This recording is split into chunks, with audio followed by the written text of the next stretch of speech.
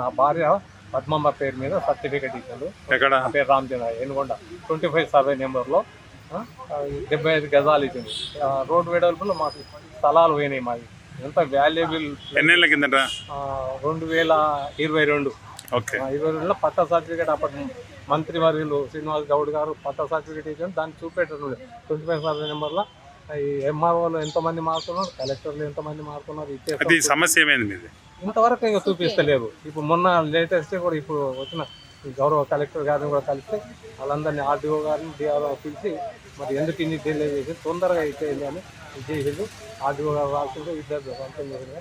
ఇప్పుడు మళ్ళీ ఇప్పుడు ఎంఆర్ఓ గారిని కలిస్తే అది ఇంకా ఎట్లా ఉందో అది నా దగ్గర రాలేదు కాయము. వచ్చినాక చూపిస్తాము, మేము మిమ్మల్ని చూస్తాము, మీరు ఎందుకు తిరుగుతారు. అంటే మీకు పట్టా ఏ ప్లేస్లో ఇచ్చారు? 25 సర్వే నెంబర్ గుట్ట మీద పట్టా ఇచ్చిన కానీ స్థలం చూపలేదు. ఎన్ని గదాలు ఇచ్చిన పట్టా మీకు? 75 8 మంది.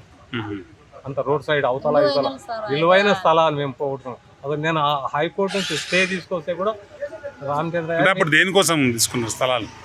ఈ రోడ్డు వెడల్పులో రోడ్ల కొరకు అది ఆడ కూడా ఎంత అన్యాయం జరిగిందంటే ఒకటే సైడు మా సైడే చేసి ఆ ఎస్సీలవి మా బీసీలవి నష్టం జరిగింది. మళ్ళీ అవతల సైడు ఇంత కూడా అసలు వెడల్పు చేస్తే 2 సైడ్లు చేయాలి న్యాయంగా. అయితే ఒకటే సైడు ఇది చేసేయడం నుంచి మేమంతా నష్టపోయినాము.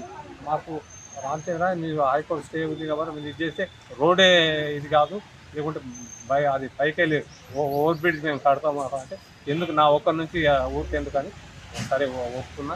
నేను నాది ఇల్లు ప్లాట్ 4 ఏళ్ళు అయింది. 4 ఏళ్ళు అయింది.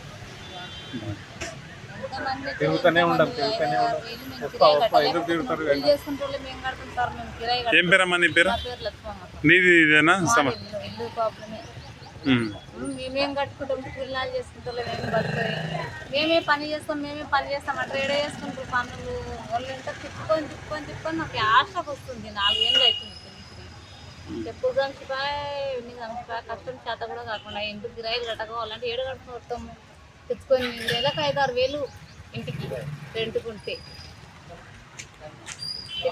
తిరిగి పత్రిక మూలంగా మీరన్నా మాకు మా సమస్య పరిష్కారం అయ్యేటట్లు ఆ పరిష్కార దిశలో మనం ఇచ్చేసి మరి అధికారులకు తెలియజేసి మాకు ఇచ్చి ఇంట్లో ప్లాట్లు ఇప్పించే ప్రయత్నం చేయండి అని పత్రికా విలేకరులకు కోరుతున్నాం.